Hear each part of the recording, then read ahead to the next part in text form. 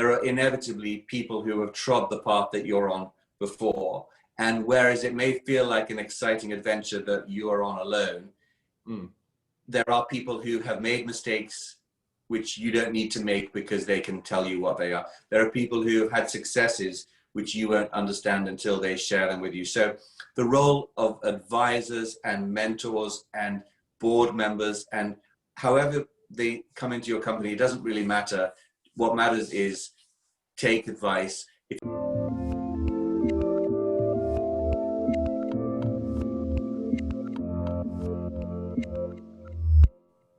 Hey everyone, this is Devin Miller here with another episode of the Inventive Journey. I'm your host, Devin Miller, the serial entrepreneur that's built several startups to 7- and 8-figure businesses, as well as the founder and CEO of Miller IP Law, where we help startups and small businesses with their patents and trademarks. And today we have another great guest on the episode, Remy Blumenfeld. I almost said it wrong, but Remy first of all, lives in Kent, England, so his accent will be slightly different than my accent. I'm always slightly jealous of other people who have accents. So generally, Utah has the least recognizable accent, and that's an interesting side fact. Just as a side, that's why there's a lot of actual call centers that are out in Utah, is because we don't have a very recognizable accent, and we don't have a lot of words that we are based on where you're from. So we actually have a lot of call centers because we don't have much of an accent. So I'm always jealous of an English accent or an Australian accent or other cool accents. But anyway, now I'll go back for my aside. So Remy has a history in doing a lot of what I'd say journalists or working in the film and TV and radio or broadcasting, production, those type of industries. So started out his work as a as a reporter in the Wall Street Journal, then switched over to be a journalist for another company. And then at one point, the company he's working for went under overnight, and so he had to make a bit of an adjustment, and then bringing him up to where he's at today with doing some content creation and then building his own business. So there's a very condensed version of what we'll go through today, but welcome onto the podcast, Remy. Thank you. It's great to be here with my English accent all the way from Kent, England. Hey, as I said, I'm always jealous because nobody ever says Utah has a cool accent. So whenever I hear somebody else's accent, I'm always just slightly jealous. But so I gave you maybe a brief overview of where you're at, but maybe if you wanted to start back in history and tell us a little bit about your journey that got you to where you're at today. Well, you did a great job, Devin. So I did start my career as a reporter for the Wall Street Journal TV report, and I went on from there to be a reporter on American TV stations, where I actually learned how to speak to Americans in English, harder than you might think. So as a side note, are you able to turn off your English accent and have an American accent? I am able to do that, but that isn't what I did on TV. I just spoke English in a way that was clear so Americans could understand it. Fair enough. Oh, the reason now you've got me down another rabbit hole, because I don't know. Are you ever familiar with the show House? It was an old doctor show. MD. Yeah. Hugh Laurie. Hugh Laurie. I like Hugh Laurie, but I think he's English. Anyway, he has an accent. I can't remember if it's English or not. But then you watch the show, you have no idea. And then I watch, when he does other things and he talks in an English accent, and it was just interesting how you can switch it on and off so easily. Well, I can talk in American. I can speak with an American accent. You might not actually know that I was from Great Britain when I'm speaking American like this, but it feels a bit phony, so I'm going to stop it right now. That was pretty good. So I didn't mean to do it. It just was, somehow got down that rabbit hole, so I thought it was interesting. So one question before you dive into that, when you did Wall Street Journal and then you did the other ones, so what kind of, because, excuse my ignorance, Wall Street Journal has a lot of, I would say, different types of articles or different types of categories, and certainly journalism in general. So was there a specific niche of, hey, I cover Wall Street and I covered the, stock exchange, or did I cover businesses that were fraudulent and they're, now they're getting investigated? No. Or what kind of work? No, let me stop you there. No, I was a features reporter, and the Wall Street Journal report at that time, the Wall Street Journal TV report, only came out once a week. So whereas the paper was very reactive, or as reactive as a daily printed paper could be to the news, the TV show was taped on a Friday and usually went out on a Saturday, Sunday, and Monday across the state. So we did mostly feature reports. In other words, taking stories which had been in column 6 of the front page of the Wall Street Journal and turning them into features. So I did what you would call feature reporting on trends in lifestyle, spending, consumer habits, that kind of thing. And that's mostly my career in the States. And I was in my late teens, early 20s when I was doing that. And I then came back to England and built my first TV production company when, as you rightly said, the channel that I was working for merged and I was made out of work overnight. So since my mid-20s, I've been an entrepreneur, founding companies, 2 of which I've managed to sell. And then I've gone on to work for the parent company in what is termed an earn-out. So I have a little understanding of what it is to be an entrepreneur and also what it is to be the acquiring mega company that acquires small businesses. And all this stuff. I'm going to jump in just because you hit on a very interesting note, then you jumped quickly off after it. So you had the one company that you were working at, and basically kind of overnight it went under, right? Or overnight it went away. So how do you, as an entrepreneur, as a business person, go from, hey, we're having a good company or successful, to almost overnight having it shut down? And what's that experience, or how do you deal with that? Because in some way, I get it's a different motivation and reason, but that's kind of what happened with a lot of people with COVID, right?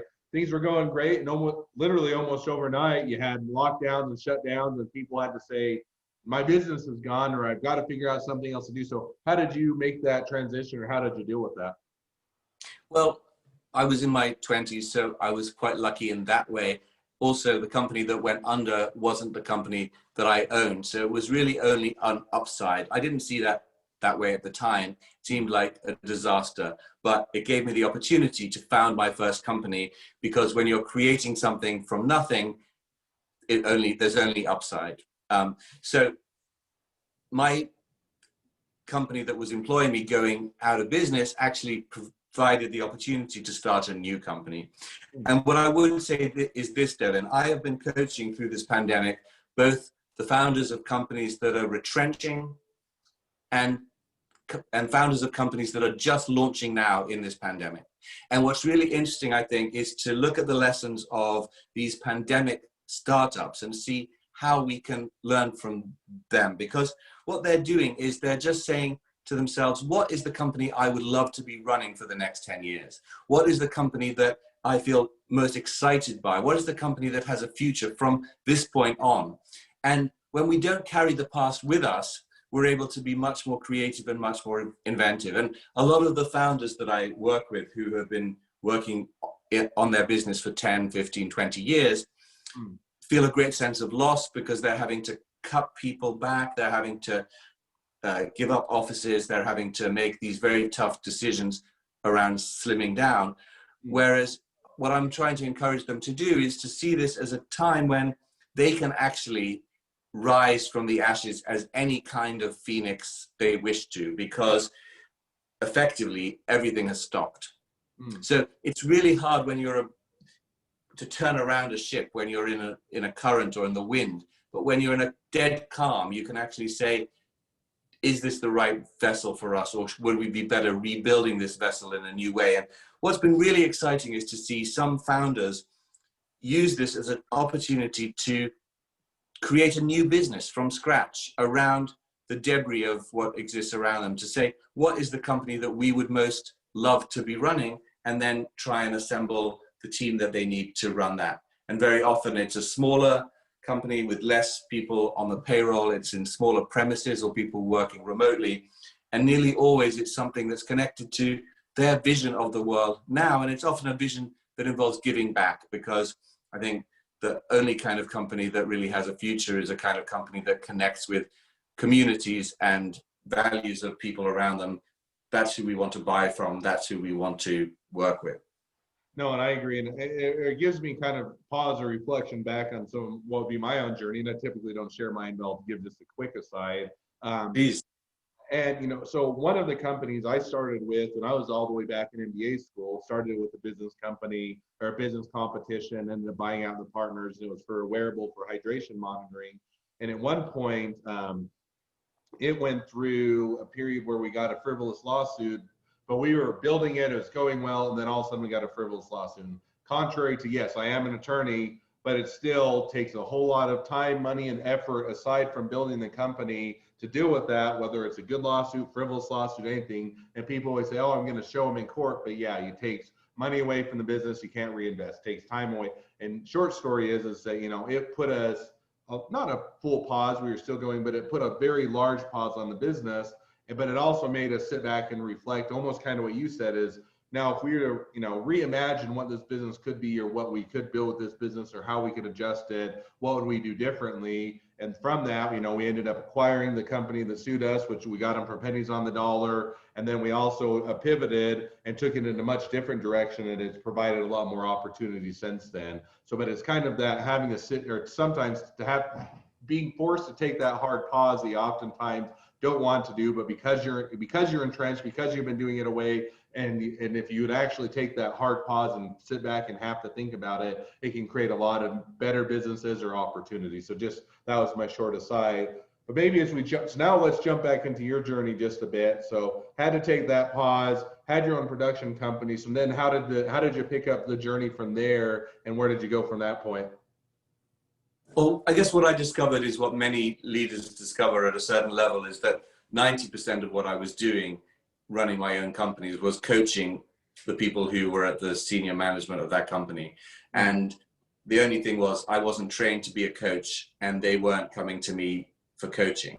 So it was a slightly weird situation, which I decided to take action on by training as a coach. Because I thought, if my job, 90% of my job is coaching people, I should have some coaching skills. And I guess I discovered the fundamental difference between what I was doing before as a coach and what I was meant to be doing as a coach was that before I was trained, I was trying to solve people's problems for them. I was rescuing. Whereas having been trained as a coach, I've learned how to get people to solve their own problems. So I don't need to understand your industry intimately in the way that I understood the industry I was in before. I simply need to know how to lead you to a place where you can make informed and better decisions from the place of a leader. So I did that training and found that I so enjoyed that process, being a professional coach, and I so enjoyed the luxury of being able to work with people across the creative industries, not just in the television production sector that I had experience in, that I decided to roll that out, and that's what I have grown my business to do. So now I run a business which only coaches founders, and 90% of my founders are the founders of content businesses, publishing companies, TV production companies, animation houses, gaming studios, and the like. And I've created a 9-part program for founders everywhere in how to build, grow, and sell a successful content-driven business. And that's, yeah, that's my livelihood, and that's what brings me joy. No, I think that certainly is a fun path to go. So one question as I dive a bit deeper, so you kind of alluded to it or started into it, but as you decided, hey, what I'm really doing within my production company is oftentimes more doing coaching and mentoring and helping them out and guiding them than I'm doing production type of a thing. But, so as you made that transition, was it just a kind of a start one day I woke up and I had this realization that I'm going to switch more over to coaching, or is it more of an incremental, or what kind of caused that transition? Because for a while in your career, you were in the production, you worked everything from Wall Street Journal to TV shows and production, and niching down and focusing on that. And it seems like, while you're still in the same industry, but you're doing a different job on the coaching side. How was that transition, or what motivated you to make that transition? Well, I guess it was a couple of things. It was, first of all, the other 10%. So I wasn't just coaching as the leader of my own company. I was doing a lot of the time, but not all of the time. And then also the fact, Devin, that the people I was coaching weren't coming to me for coaching. Very often that was what they needed. However, that wasn't the contract we had. They were my employees, and to coach employees is important, but the best way to coach people is by invitation and with permission. And since I loved coaching, I figured I actually saw the difference between experience of coaching people who'd come to me for advice, who'd come to me for mentoring and special business advice, and coaching the people who were working for me, who I was coaching. And it was so much more enjoyable coaching people who had come to me specifically for that and were paying me. Because when you pay somebody else, when they're an employee, it's really hard to coach them. It's really hard to coach them because they're trying to impress you. They feel like they should be taking on everything and have all the answers. They don't necessarily want mentoring and coaching, whereas the people who I now coach want it. So that's a big difference, and that makes all the difference in what I'm able to achieve for them. No, I mean, that makes good sense. So now as you've made that transition, now it's focusing on the coaching and finding clients and people that actually want to coach. You know, has the business gone well? Has it gone up? Has it gone down? Has it been a roller coaster? Or how has that shift to coaching gone as far as, you know, now that you've kind of put your focus on that?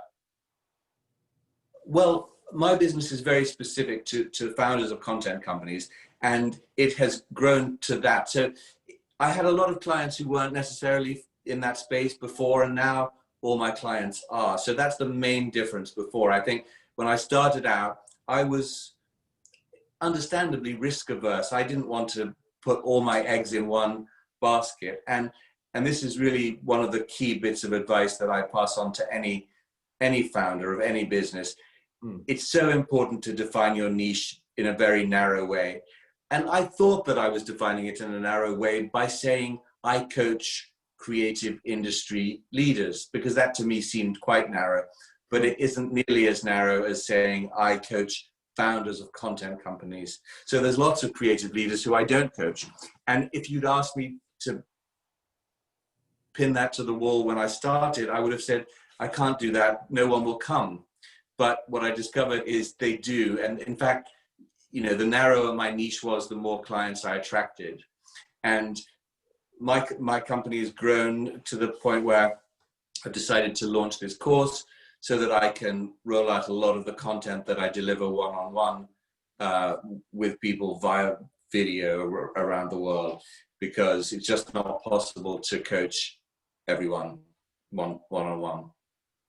Not unless you can start to clone yourself, or you have a very, very niche market. But yeah, and I think that, you know, the reason why a lot of people don't niche down, or they don't niche down as much, is because you feel like you're leaving money on the table, right? If I niche down so many, I won't have any clients, or I'll have all these people that would otherwise be my client, but then they think, oh, he can't do that because he's too niche. And so I think that that's kind of almost a, you know, for lack of a better word, a trap that a lot of entrepreneurs or startups get into, is you have to be everything to everybody in order to make sure you don't lose out on any of the sales, or, you know, lose out on any of the new clients that could walk through your door. And, you know, I would tend to agree with you more that as you niche down, as you find what, one, you enjoy, and two, what you can offer, where the value is that you're much better at and different from, tends to add, or helps to grow your business more and make it flourish. And that's even as I look at, you know, what we do with Miller IP Law. Most of the legal industry doesn't niche down to startups and small businesses. They want to go for big businesses, and I get why, and they can make a lot of revenue. But when we niche down, said, okay, our focus is startups and small businesses. That's who are going to serve us. That's who we're going to build things around. It was when we started to really have that focus that it helped us to grow and to expand versus what we were doing previous. So I think that that's very smart. So now as you take that and you say, now let's look at the next 6 to 12 months, where we're headed, what we're going to do, how we're going to build, or how we're not going to build, or how we're going to stay small, or whatever the plans are. What does the next 6 to 12 months look like for you guys?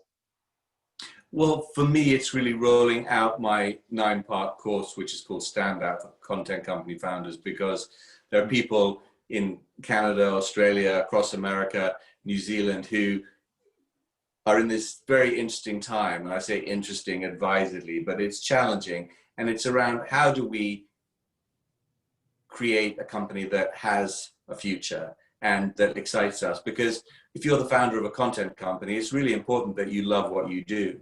So it's not just about surviving. If you wanted to survive, there are plenty of other things you could do.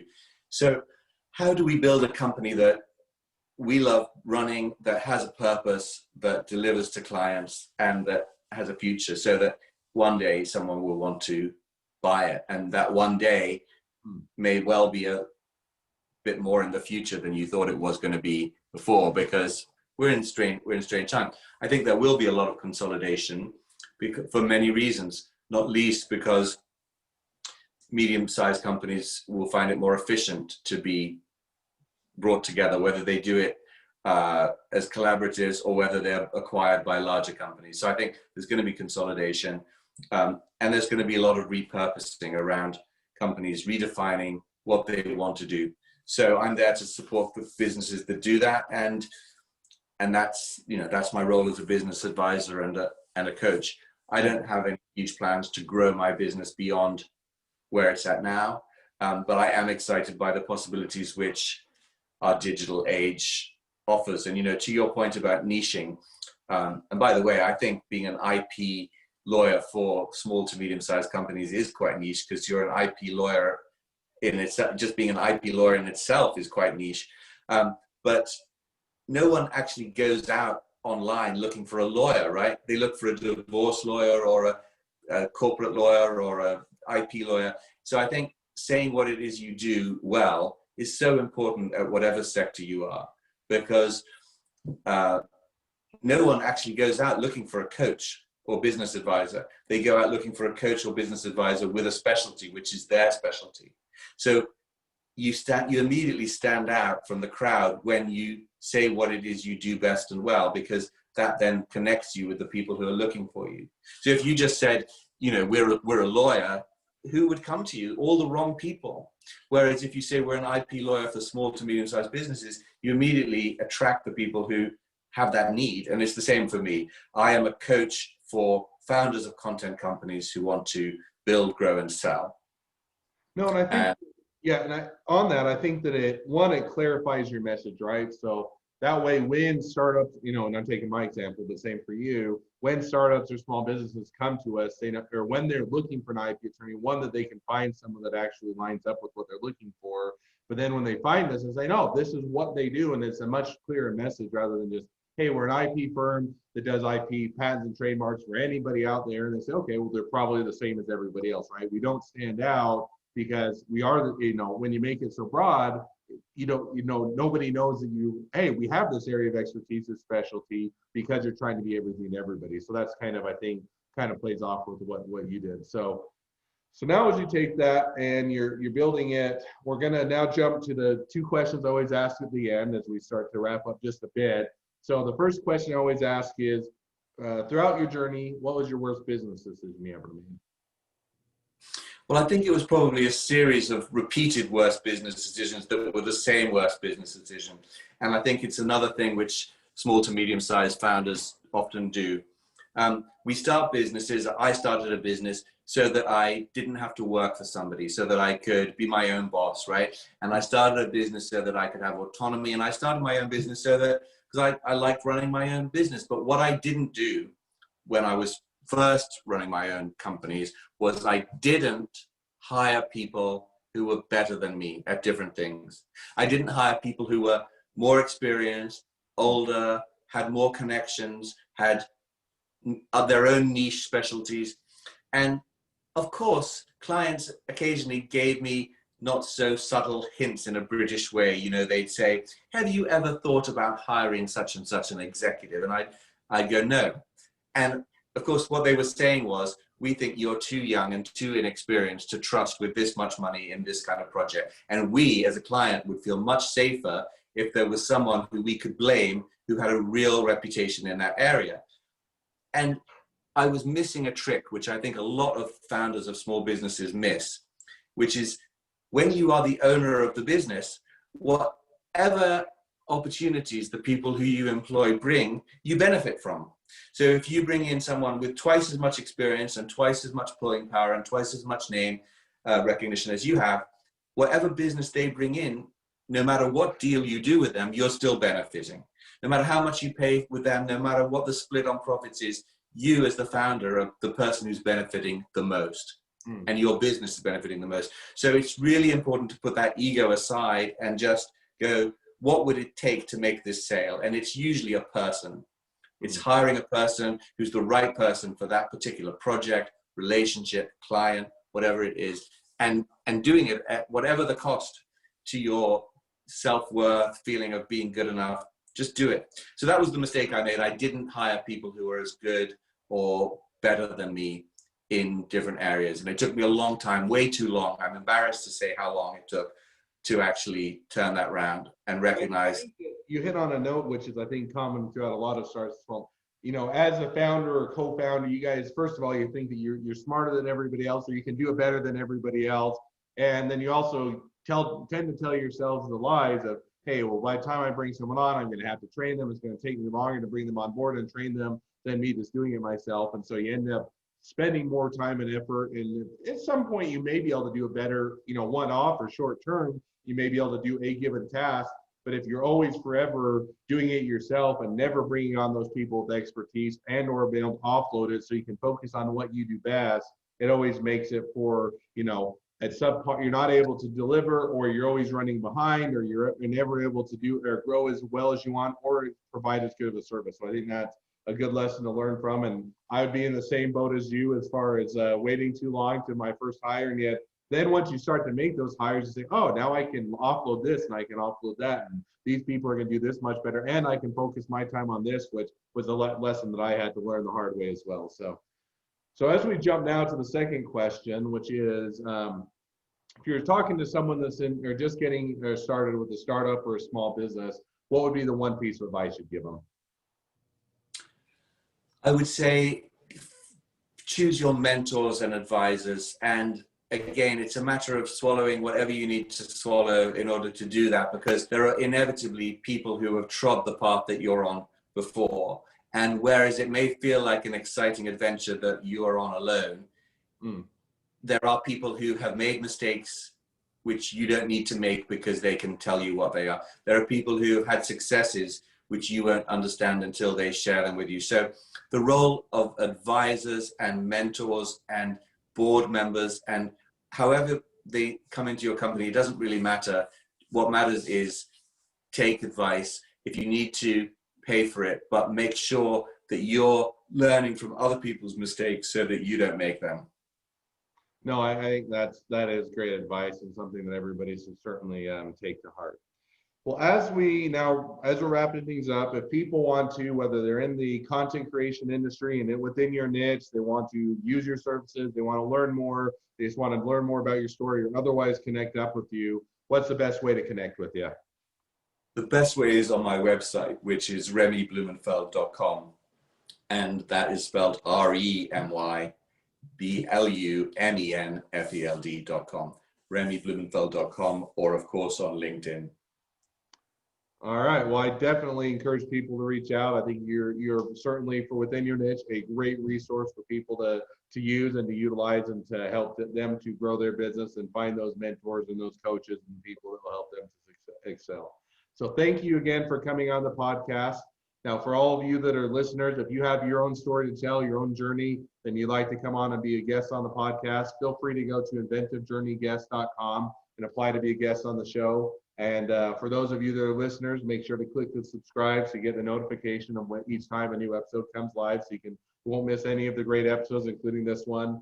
And last of all, for those of you that need help that are startup or small business with your patents or trademarks, feel free to reach out to us at Miller IP Law. Remy, thank you again for coming on. It's been fun to hear a bit of your journey. Wish the next leg of your journey even better than the last, and look forward to seeing how things continue to go for you. Devin, take care.